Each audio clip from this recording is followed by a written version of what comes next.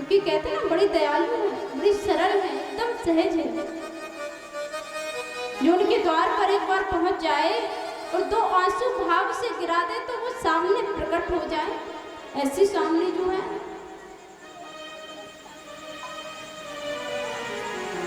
और हमारी श्यामा जो है ना, ये तो किसी पर भी कृपा कर देती है।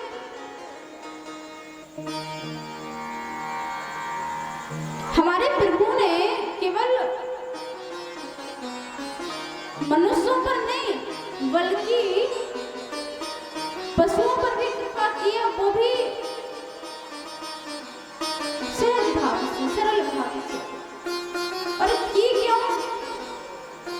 क्योंकि उन्होंने भाव से किशोरी जी को पुकारा, सामने जी को पुकारा।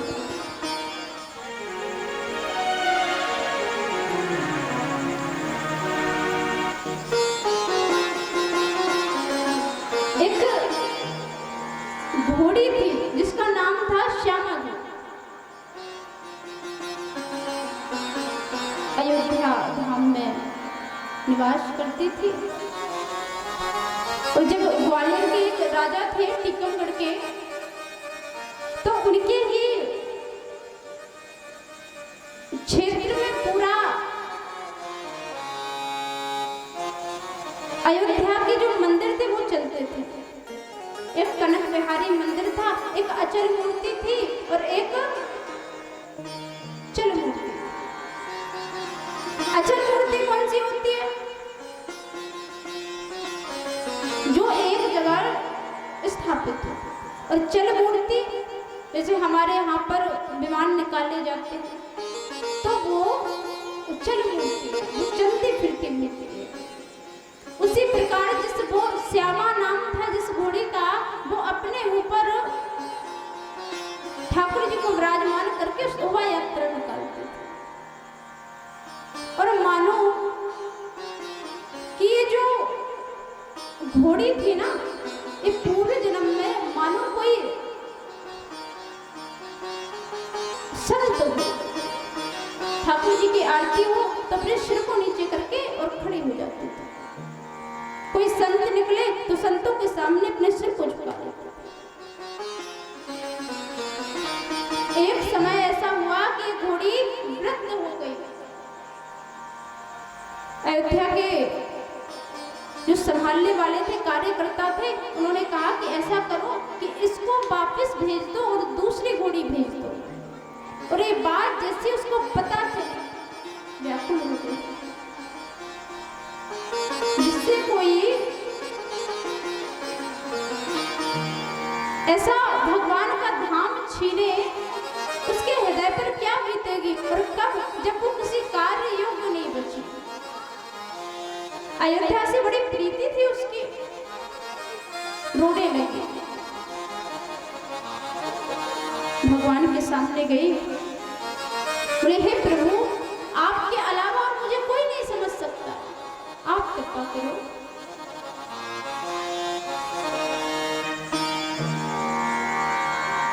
लेकिन वहां से कोई जवाब नहीं आया। और जब कोई जवाब नहीं आया तो श्यामा जो एकदम निराश हो गई।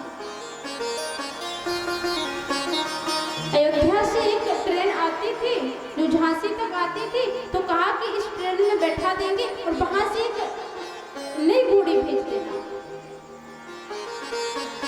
श्यामा जो ने 3 दिन से भोजन नहीं पाया है, जल का पान नहीं किया है। बोले वृंदावन, मुझे अयोध्या से बाहर मत करो, अयोध्या से बाहर किया तो मैं अपने प्राण त्याग दूंगी, क्योंकि मैं वृद्ध हो चुकी हूँ और मेरी मृत्यु अब निकट है। और मैं चाहती हूँ कि मेरे प्राण अयोध्या में निकले। मैं अयोध्या से बाहर नहीं मरना चाहती हूँ। लेकिन कौन सुने, उस घोड़ी को ट्रेन के एक डब्बे में बिठा दिया। लेकिन संयोग बस पूरी ट्रेन तो चली गई, लेकिन वो डिब्बा उसमें फंसा नहीं।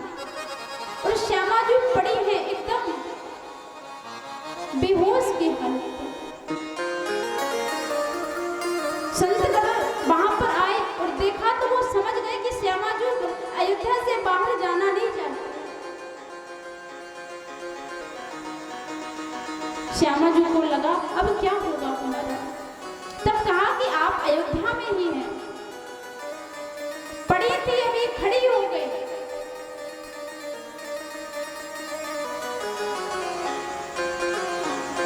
ऐसे पशुओं जैसी निष्ठा यदि हमारी हो जाए तो भगवान क्या हमसे प्रेम नहीं करेंगे। लेकिन आज की भक्ति भी अनेकों अनेक प्रकार की है। हम भक्ति तो थोड़ी सी करते हैं पर दिखावा ज्यादा करते हैं। हम बताते ज्यादा है। 4 लोगों में बैठेंगे तो बताएंगे अरे बहन हम नहीं रह पाते, बिना पूजा पाठ के तो हम रहते ही नहीं है, हम बिना नहाए तो खाते ही नहीं। अरे बहन ये बताने वाली बातें नहीं है, ये तो तुम्हारे स्वभाव में होना ही चाहिए। आप मनुष्य हो, पशु थोड़ी ना हो।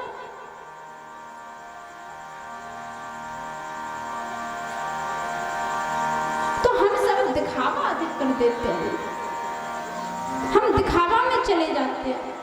और प्रभु कहते हैं कि मुझे दिखावा बिल्कुल पसंद नहीं है। और लोग तो कहते हैं कि संसारियों को दिखाते दिखाते अब भगवान से भी दिखावा करने लगे। लेकिन भगवान से दिखावा करोगे तो बच भी ना पाओगे।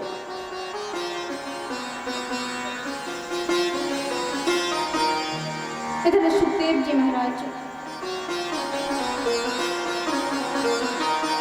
एक और सुंदर कथा को श्रवण करा रहे हैं। और वो कथा हम सबने सुनी है, सुदामा जी की कथा। लोग कहते हैं एक गरीब ब्राह्मण रहता था, उसका नाम सुदामा था।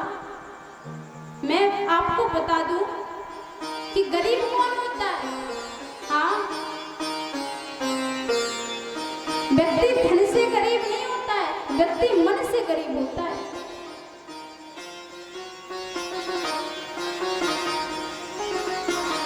व्यक्ति के पास धन अधिक हो, देखो जो व्यक्ति किसी को कुछ दे नहीं पा रहा है वो अमीर कैसे हो सकता है। और चलो धन देना तो छोड़ो, धन की बात नहीं कर रहे। मैंने अधिकतर देखा है कि अमीर लोग गरीब व्यक्ति को सम्मान तक नहीं दे पाते हैं। अमीर के घर जाना, वो कहेंगे अपने नौकर से कह देंगे पानी आनी पिला देना, शरबत वरबत पिला देना और मैं जा रहा हूँ, मेरे पास समय नहीं है। और कभी गरीब की कुटिया में जाके देखना, वो आपको इतने सम्मान से बैठाएगा, आपके सामने चमन डुलाएगा, आपको सुंदर सुंदर भोजन कराएगा। और जब तक आप रहोगे वो आपके नेत्रों से ओझल नहीं होगा, वो आपके सामने बैठा रहेगा। अब बताओ गरीब कौन हो और अमीर कौन हो। जो व्यक्ति आपको सम्मान नहीं दे सकता,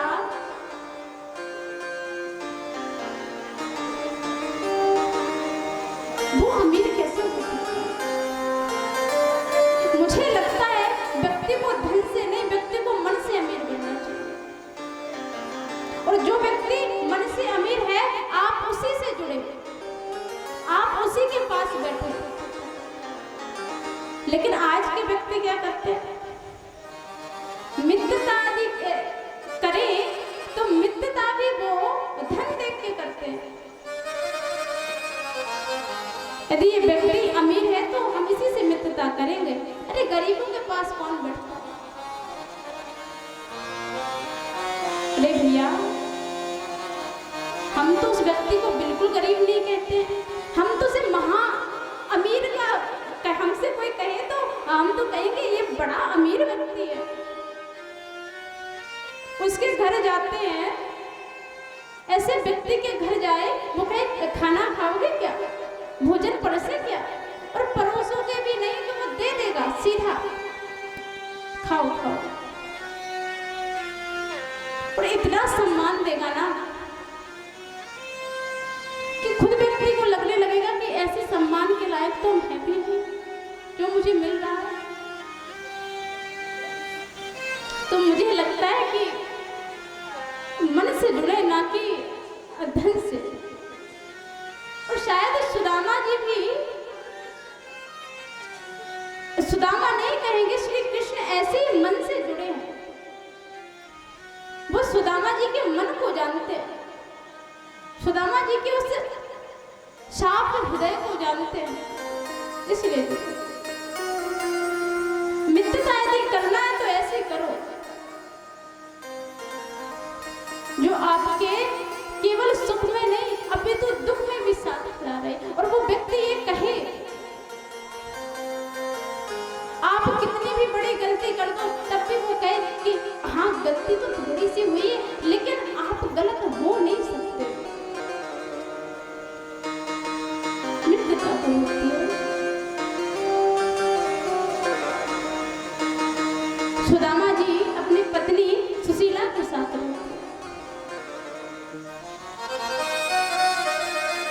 जिनके 4 पुत्र हैं। और मैं फिर से यही कहूंगी कि वो धन से गरीब हैं लेकिन मन से बड़े आदमी हैं। और धन से ऐसी गरीबी छाई है कि भोजन करने के लिए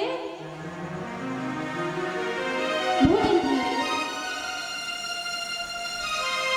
लेकिन उनका इंद्रियों पर विजय प्राप्त किए हैं, अपने मन पर विजय प्राप्त किए बैठे। 7 दरवाजे पर मांगने जाते हैं और 7 से 8वें पे नहीं जाते। 7 में मिल गया तो ठीक है वरना घर लौट आते हैं। बच्चे कहते हैं पिताजी कुछ लाए हो क्या? फिर से सुदामा जी नीचे मुख करके और कहते हैं, सुशीला जी बड़ी भक्तिमय है, प्रभु की सेवा करती है। एक दिन कहा, हे प्रभु, हे स्वामी, आप ऐसा करो कि आप अपने मित्र श्री कृष्ण से मिलकर आप उनसे कुछ मांग कर लाओ। और जैसे मांगना का शब्द सुनाना सुदामा जी क्रोधित हो उठे। अच्छा, अपने मित्र से मांगने जाएंगे हम? सुशीला जी ने बात पलट दी, कहा मिलने में मांगने का नहीं, मैं तो मिलने की बात करती हूँ। आप अपने मित्र से इतने दिन से मिले नहीं, ऐसा करो मिल के आओ।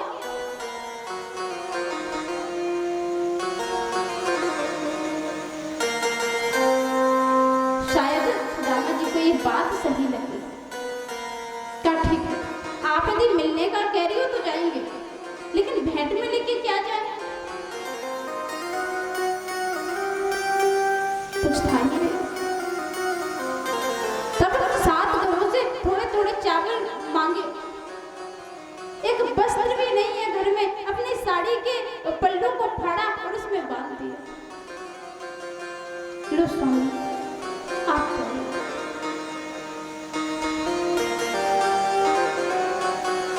आज सुदामा जी बड़े संकोच से जा रहे हैं कि हमारा मित्र तो बड़ा आदमी है, द्वारका का राजा है, क्या पता हमसे मिला कि नहीं। लेकिन मुझे लगता है केवल मित्रता ही एक ऐसा शब्द है, हम शब्द कहते हैं कि हर रिश्ता तो हमारा खून का बंधा हुआ आता है। हमें एक ऐसा रिश्ता, एक ऐसी छूट मिलती है हमें कि हम एक मित्र बना सकते हैं। आपको उसकी आजादी दी जाती है। और जिसके पास सच में एक अच्छा मित्र है, मुझे लगता है वो दोनों इस दुनिया के सबसे अमीर आदमी है। आज के समय में मित्र नहीं मिलते हैं, आज के समय में आस्तीन के सांप मिलते हैं।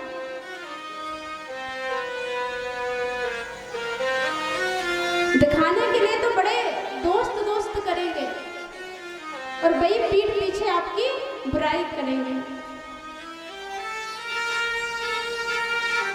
आज के मित्र ऐसे होते हैं, तो ऐसे मित्रों से थोड़ा सा सावधान रहें।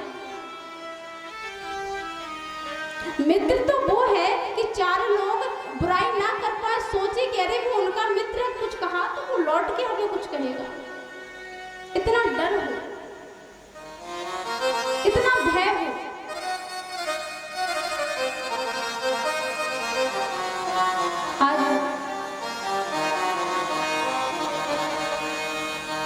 सुदामा जी द्वारका की ओर गए।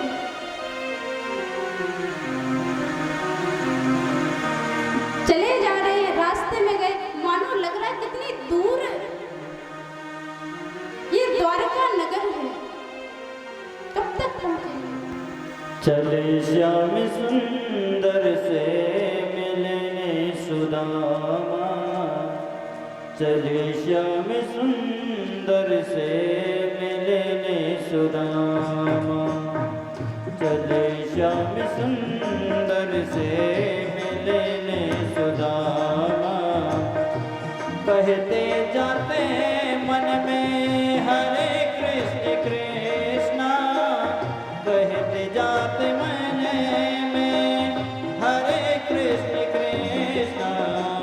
चले श्याम सुंदर से मिलने सुदामा, चले श्याम सुंदर से मिलने सुदामा।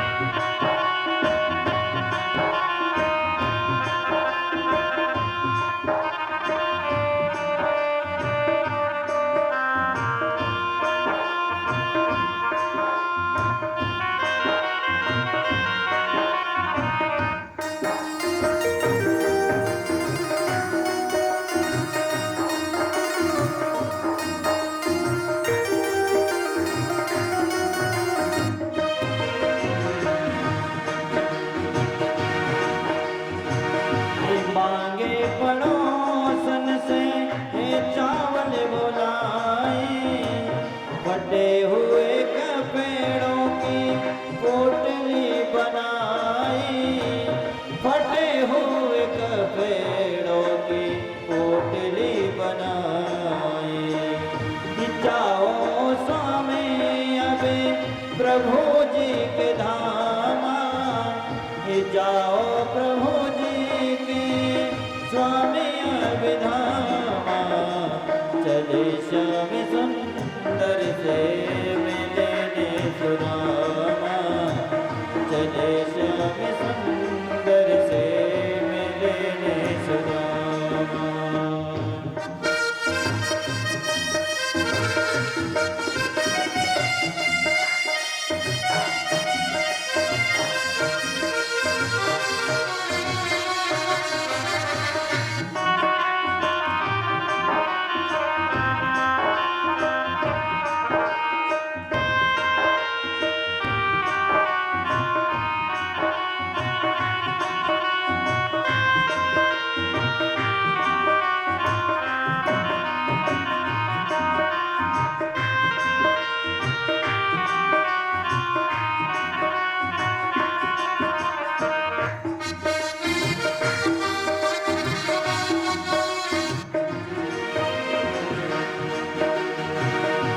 धोती लठिया कंधे लटकाई, ये धोती लठिया कंधे लटकाई।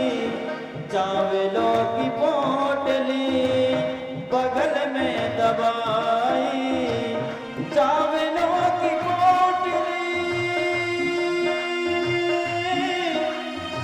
बगल में दबाई। धीरे धीरे चलते जावे प्रभु जी के धामा, धीरे धीरे चलते जावे प्रभु जी के धामा। चले श्याम सुंदर से मिलने सुदामा, कहते जाते मन में हरे कृष्ण कृष्णा, कहते जाते मन में हरे कृष्ण कृष्णा। चले श्याम सुंदर से मिलने सुदामा, चले श्याम सुंदर से मिलने सुदामा।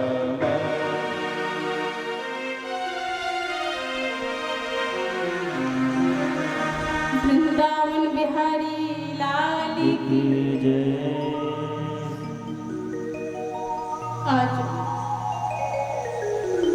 सुदामा जी चलते चलते इतने थक गए कि एक पेड़ के नीचे बैठे। और जब एक पेड़ के नीचे बैठे तो ठाकुर जी को लगा कितने समय में आ पाएगा बेचारा। अपनी योग माया से सीधा द्वारका के बाहर छोड़ा है। और जब नींद खुली तो देखा इतना सुंदर महल।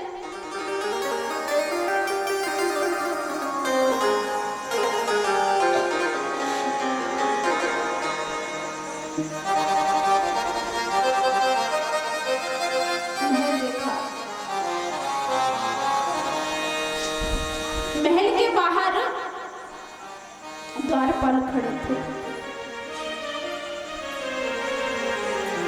द्वारपालों से कहा कन्हैया से मिला। कन्हैया नाम से वहां से कोई नहीं जानता है भगवान को। तो कहा कि कौन कन्हैया, नहीं जानते? अरे मेरा मित्र है कृष्ण कन्हैया। भाई पास में एक व्यक्ति खड़ा था, बोला शायद द्वारकाधीश के लिए बोल रहा है। कहा हाँ हाँ हाँ मैं द्वारकाधीश के लिए बोल रहा हूँ।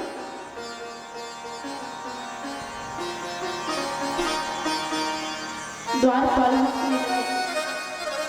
अच्छा आपके वो कौन लगते हैं?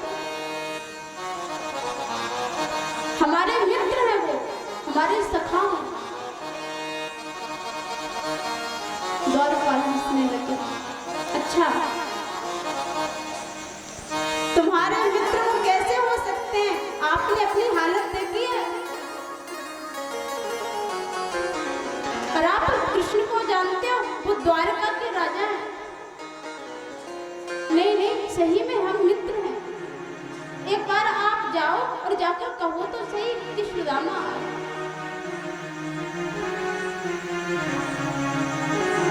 उस गरीबी हालत को देखकर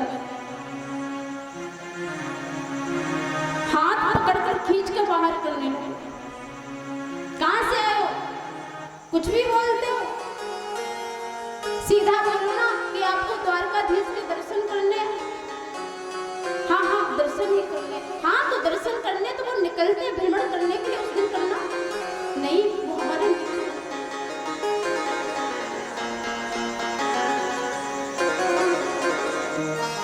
ऐसी हालत बनी है, फटे हुए कपड़े पहने और केवल लंगोटी लपेटी है, ऊपर तो कुछ पहना भी नहीं है। पैरों में पादुका नहीं है। अब ऐसी हालत को देखकर कौन कहे? अरे द्वारपालो कन्हैया से कह दो। अरे द्वारपालो कन्हैया से कह दो कि दर पे सुदामा गरीब आ गया है। कि दर पे सुदामा गरीब आ गया है।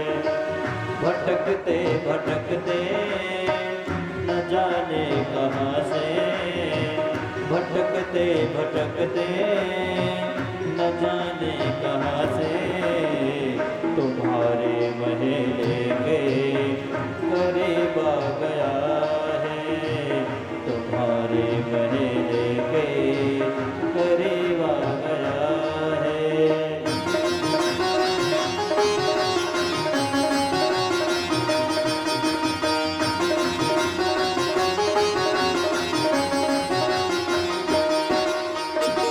न सर पे है पगड़ी न तन पे है जामा। बता दो कन्हैया को नाम है सुदामा हो। बता दो कन्हैया को नाम है सुदामा। न सर पे है पगड़ी न तन पे है जामा। बता दो कन्हैया को नाम है सुदामा हो। न सर पे है पगड़ी न तन पे है जामा। बता दो कन्हैया को नाम है सुदामा। एक बार मोहने से जा कर के कह दो, एक बार मोहने से जा कर के कह दो, हमारे महल के करीब आ गया है, मिले नहीं सका बदे नसीब आ गया है।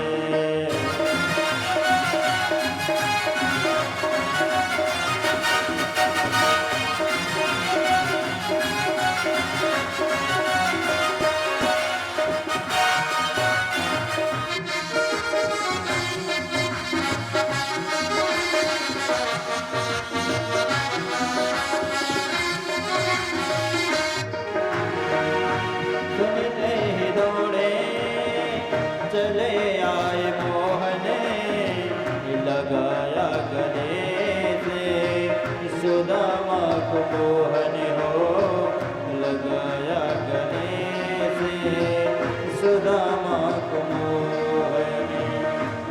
सुनते ही दौड़े चले आए मोहने, लगाया गले से सुदामा को मोहन हो।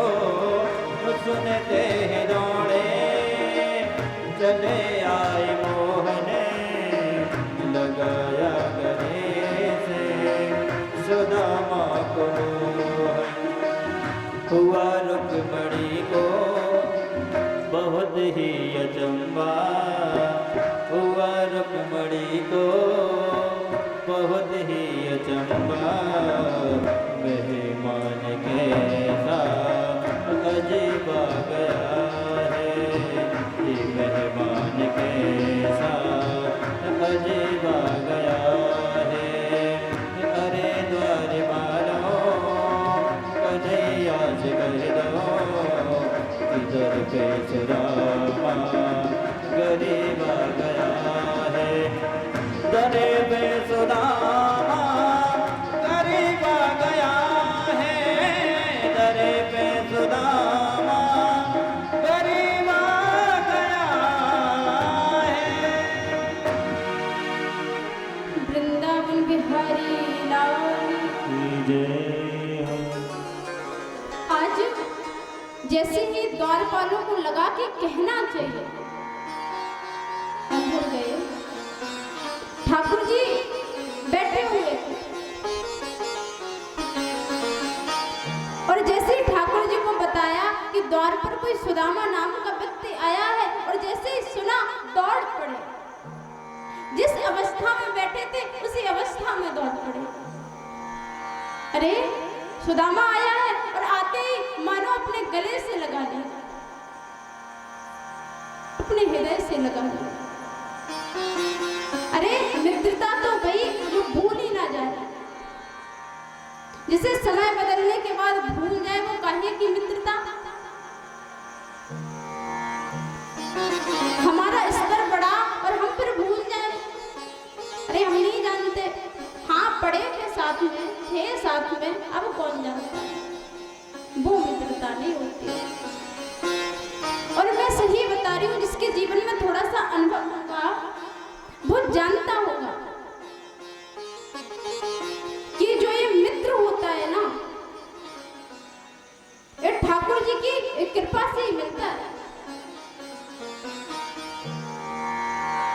जब ठाकुर जी की कृपा होती है तभी अच्छे मित्र मिलते हैं,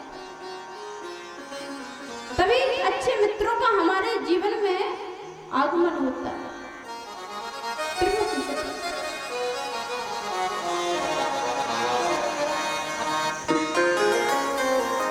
मित्र सच में वही होता है, ये तो सही है कि श्री जी की कृपा ही होती है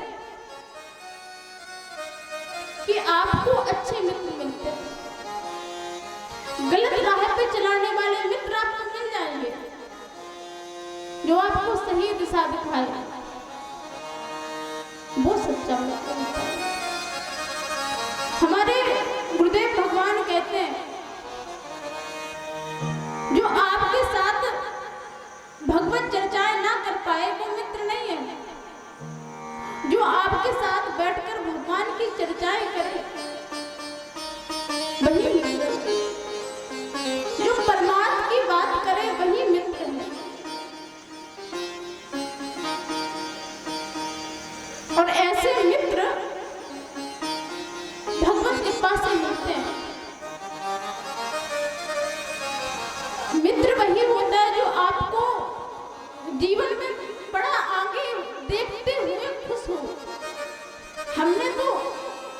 आज के लोग ऐसे नहीं देखे। जैसे लोग थोड़ा सा आगे बढ़ते हैं जलन पैदा हो जाती है, पर कई लोग ऐसे होते हैं जो खुश होते हैं, हम तेरे साथ खड़े हैं, कोई खड़ा हो या नहीं। जितना सामर्थ्य उससे बनता है वो उतना सामर्थ्य अपना पूरी हिम्मत लगा देगा तुम्हारे साथ। हमने तो ऐसे मित्रों का अनुभव किया है।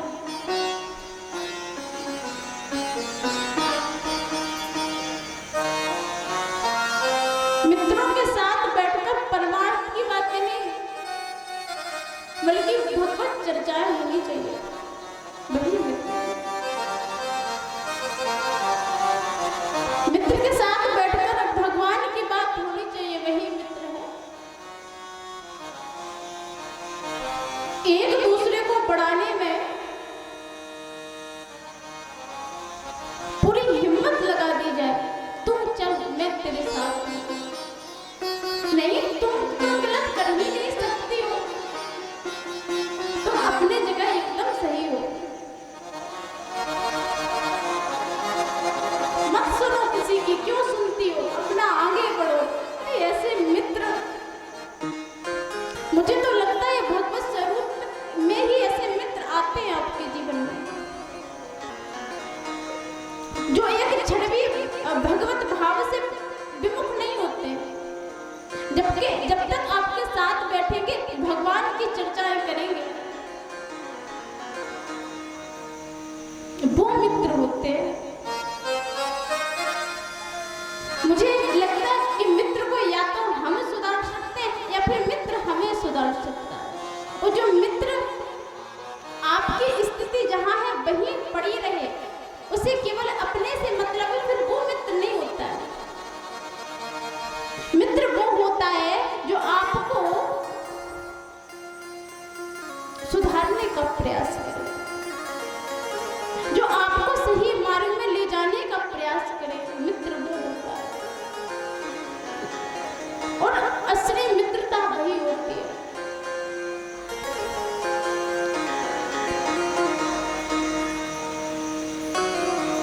मैं तो मित्रता से बड़ी अवगत और मैं जानती हूँ जो मित्रता शब्द है ये किसी रूप में भगवान ही आते हैं जो आपके मित्र बन के आते हैं, जो आपको सुधारने का प्रयास करते हैं, आपको भगवान के चरणों का आश्रा पहले वही देते हैं।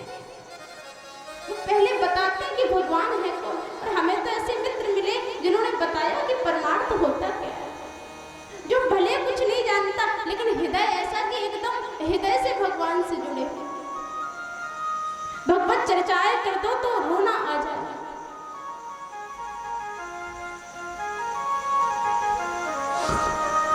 अब चाहे ये कह लो कि ऐसे मित्रों का सानिध्य मिला है या फिर ये कह लो कि ऐसे मित्रों के कंधे से कंधा मिलाने का अवसर प्रदान हुआ, और जिसके पास ऐसे मित्र हैं उन्हें कभी खोना मत।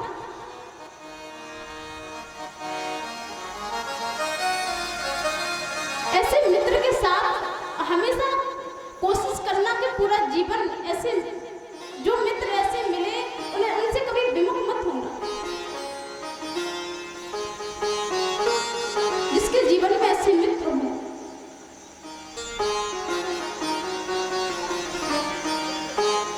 ऐसे मित्र की महिमा, कहते हैं मित्र यदि अच्छा मिल जाए ना तो जीवन सवर जाता है, और मित्र गड़बड़ मिल जाए तो जीवन बर्बाद हो जाता है। कहते हैं ना कि संगत का बड़ा असर होता है, तो जिसके साथ रहोगे वैसे बन जाओगे। इधर सुदामा जी को अपने हृदय से लगा दिया, भीतर लेके गए, बिठाया। सभी रानियां विराजमान थी। पहली रानी ने जैसे प्रणाम किया, सौभाग्यवती। दूसरी ने प्रणाम किया, उसे भी यही आशीर्वाद दिया। धीरे धीरे ना जाने कितनी रानियां प्रणाम कर चुकी। कहा कि ये इतनी सारी पत्नियां हैं कन्हैया तेरी। कन्हैया बोले हाँ। बोले अभी कितनी रह गई हैं? गिनते जाना। सुदामा जी बोले सुनो, मैं आशीर्वाद देते देते थक गया हूँ, ऐसा करो मैं तुझे आशीर्वाद दे देता। तुझे दिया है तेरी पत्नियों को बराबर है। बड़ा सुंदर कहते हैं कि ठाकुर जी जब चरणों को धुल रहे हैं तो जल की आवश्यकता नहीं पड़ी, अपने आंखों के आंसुओं से ही सुदामा जी के चरणों को, सुदामा जी के चरणों में अनेकों अनेक कांटे लगे। सोच रहे हैं कितना कष्ट हो रहा होगा। सुंदर श्रृंगार किया, कई दिनों तक सुदामा जी रुके। और जब सुदामा जी जाने लगे तो सुदामा जी को लगा कुछ दिया नहीं कन्हैया, लेकिन दूसरे पल लगा कि लेने थोड़े ना आए थे।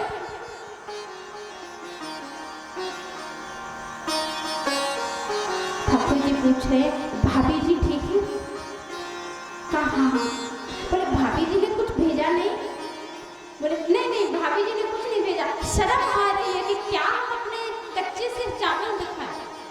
बोले नहीं, ऐसा हो ही नहीं सकता कि भाभी कुछ भेजे ना। पोटली बांधी हुई थी, उसको जैसे खींचा, अरे उसको खोला तो अरे देखो भेजा है, भाभी ने चावल भेजा।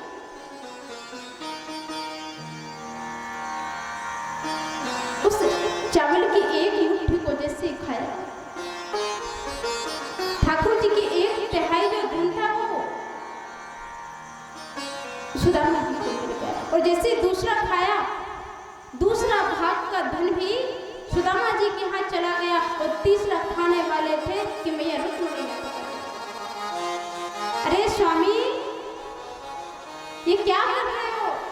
आप तो कहीं भी रह लोगे, कहीं भी जी लोगे, लेकिन हमारे बारे में तो सोचो, हम कहाँ रहेंगे, आपके बच्चे कहाँ रहेंगे?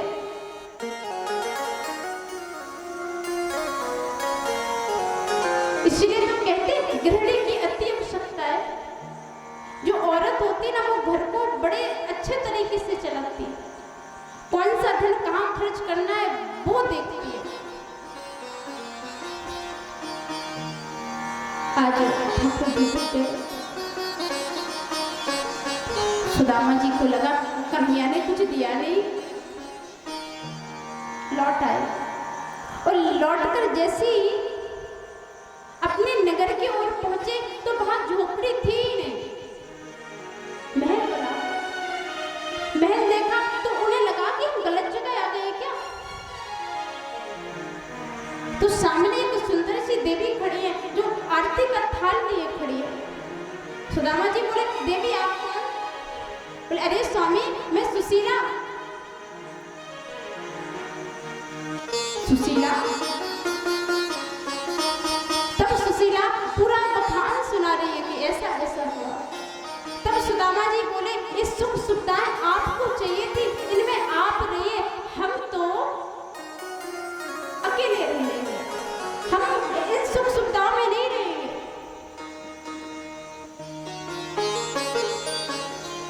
सुदामा जी इस महल में नहीं रहे। भक्त को क्या चाहिए, एक संत को क्या चाहिए? सुबह शाम का भोजन बस हो गया। उन्हें महल की क्या आवश्यकता है, उन्हें पूर्ण सुख सुविधाओं की क्या आवश्यकता है। इस प्रकार से सप्तम दिवस की सुंदर कथा को यहीं पर विश्राम करते हैं।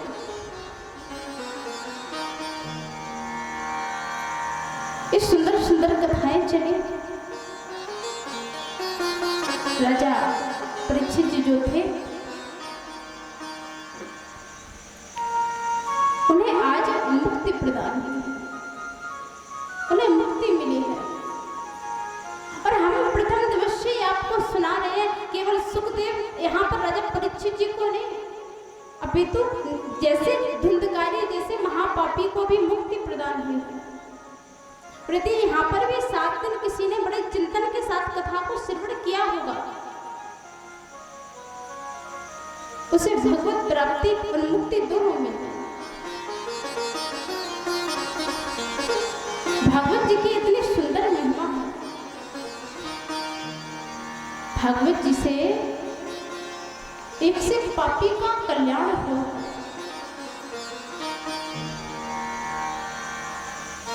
ऐसी सुंदर कथा सुखदेव जी महाराज जगत परिचित।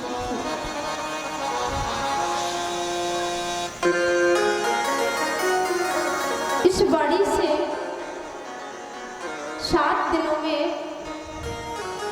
जो भी गलतियां हुई हो, जो भी त्रुटियां हुई हो, उसके लिए हम हाथ जोड़कर आप सबसे माफी चाहते हैं। बड़ी कृपा ठाकुर जी की और आप सभी का सहयोग, जिससे हम सभी ये श्रीमद् भागवत का आयोजन कर पाए और हम सभी ने 7 दिन तक बैठकर सुंदर कथा का गायन किया है।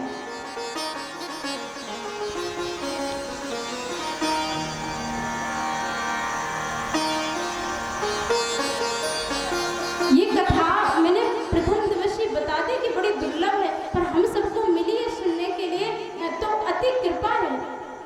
एक होती है कृपा और एक होती है अति कृपा। और पता है,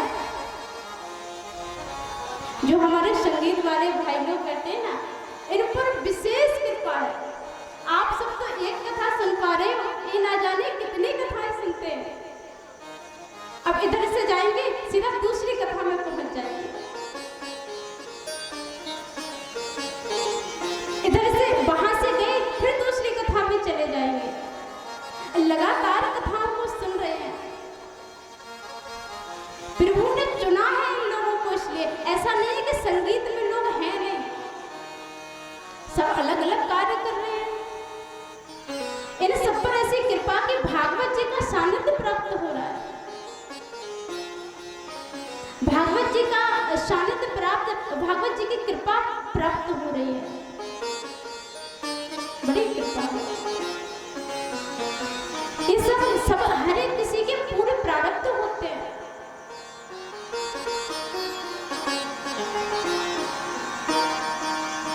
और इतना सुंदर स्वभाव है सभी का, एकदम सहज, एकदम सरल, कि 7 दिन रहे तो एक परिवार का जो रिश्ता बन जाता है ना, वैसा बन गया। अब मेरी और कहीं कथा होती थी ना, मैं सच्ची बता रही हूँ, मुझे लगता था कितने जल्दी कथाओं इधर से जाए। अभी हमारी कथा थी, हमें लग रहा है कि भैया लोग कल चले जाएंगे, तो बड़ा सूना सूना लगेगा। सुबह से व्यवस्था है कि भैया को नाश्ता पहुंचा दो, भैया को खाना पहुंचा दो, तो एक रहता था कि कोई है अभी वहां। लोग अपने साथ कुछ लेके नहीं जाते हैं, बस यही व्यवहार, यही सम्मान, यही प्रेम यदि किसी को दे दिया जाए तो यही लेके चले जाते हैं। तो हम सबसे भी यदि कोई गलतियां हो गई हो तो क्षमा कर देना भैया।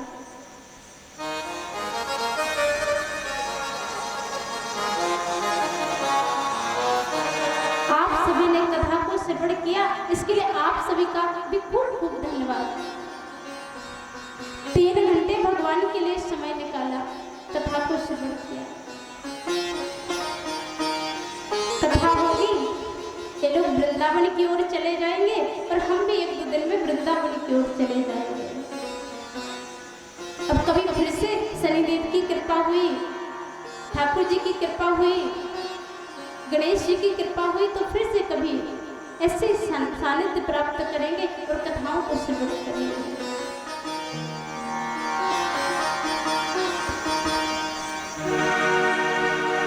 जो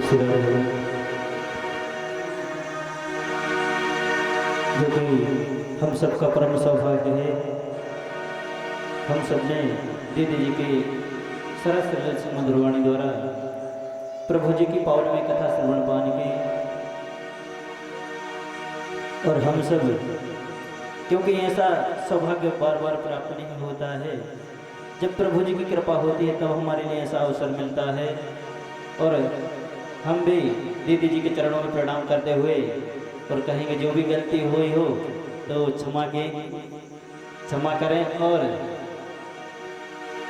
क्योंकि कहना सितारों को तारों में महफूज रखना, सितारों को तारों में महफूज रखना, बहुत देर तक रात ही रात होगी। सितारों को तारों में महफूज रखना, बहुत देर तक रात ही रात होगी। हम मुसाफिर हैं, तुम मुसाफिर हो, किसी भागवत कथा में फिर से मुलाकात होगी। रही जिंदगी तो मिलेंगे दोबारा, मिलन साथ देने का हमारा तुम्हारा, मिलन साथ देने का हमारा तुम्हारा। रही जिंदगी सत्संग होगा दोबारा, रही जिंदगी सत्संग होगा दोबारा, मिलन आज तक का हमारा तुम्हारा, मिलन साथ देने का हमारा तुम्हारा।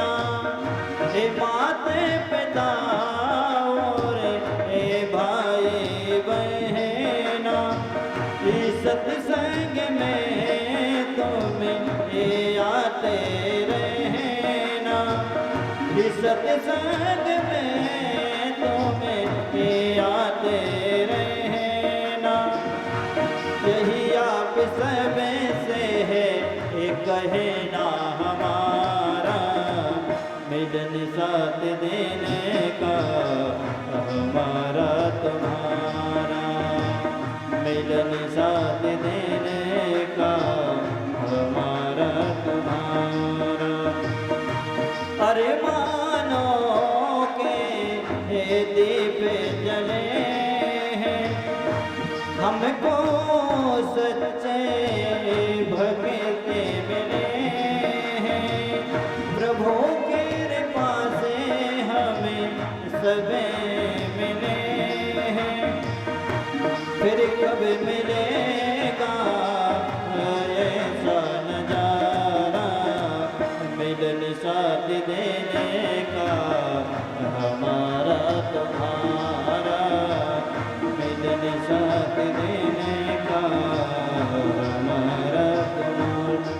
और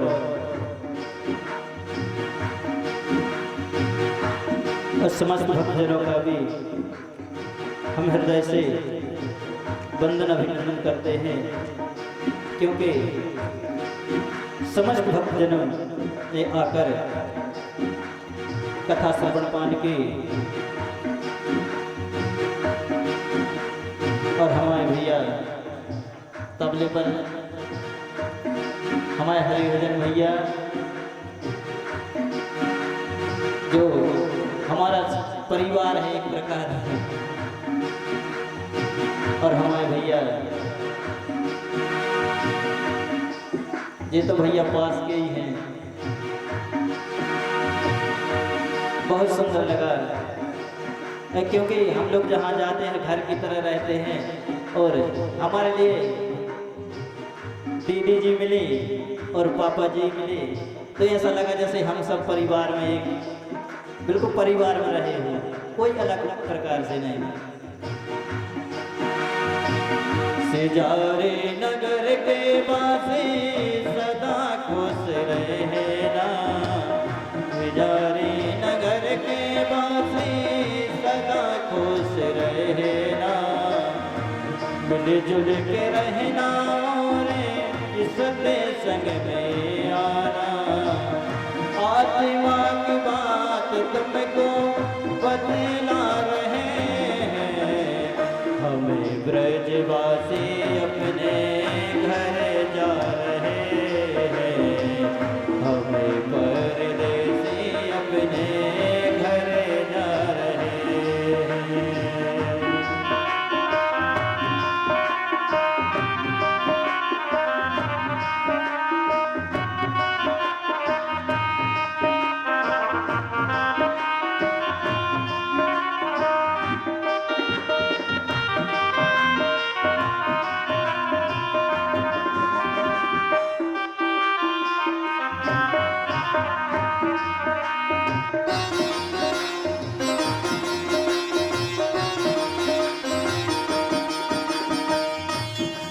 परदेसी अपने घर जा रहे हैं। और एक बार समस्त भक्त जोर से जयकार लगाएंगे।